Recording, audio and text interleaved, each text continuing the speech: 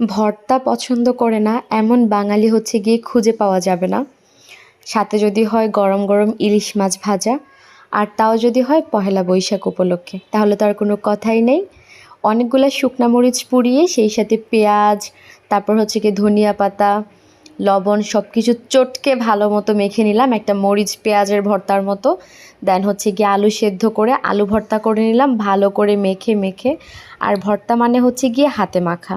হাতে মাখা না হলে ভর্তা খেয়ে কোনো লাভ নাই। খাঁটি সর্ষের তেল দিয়ে ভালো মতো মাখিয়ে আলু ভর্তা ডান। সেম প্রসেসে মিষ্টি কুমড়ো সেদ্ধ করেছিলাম। মিষ্টি কুমড়ো ভর্তাটা খেতে এত ভালো লাগে, গরম ভাতের সাথে একদম পারফেক্ট। খাঁটি সর্ষের তেল আবারও দিয়ে দিলাম, মিষ্টি কুমড়া ভর্তাও ডান।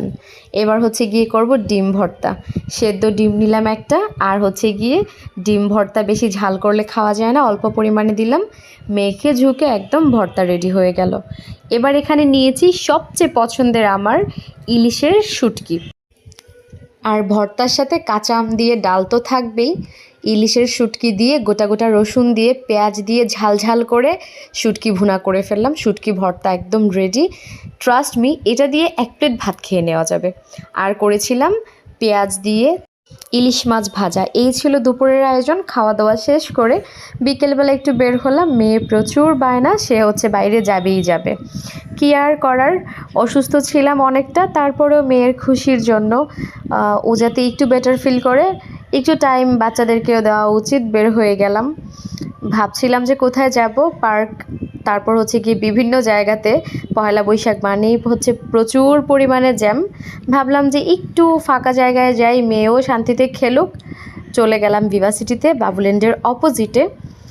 সুন্দর প্লে জোন আছে, বাচ্চা খেলার জন্য একদম পারফেক্ট। ওর সাথে অনেকগুলো বেবি জয়েন করেছিল, খেলেছে, আনন্দ করেছে। এটাই হচ্ছে গিয়ে সবচেয়ে বড় পাওয়া। এর মধ্যেই খাবার অর্ডার করে ফেলেছিলাম, যেহেতু সন্ধ্যার সময় ভাবছিলাম যে হালকা কিছু খাই। দিয়েছিলাম থাই স্যুপ আর হচ্ছে গিয়ে মেয়ের পছন্দের মিট বক্স। মিট বক্সটা তো একদম 10-এ 10, কিন্তু থাই স্যুপটা আমার অতটা ভালো লাগেনি। কী আর করা যাবে, খেয়ে দিয়ে তারপর হচ্ছে গিয়ে চলে আসলাম বাসায়। আর হ্যাঁ, বাইরে গেলে ফুচকা তো একদম মাস্ট বি।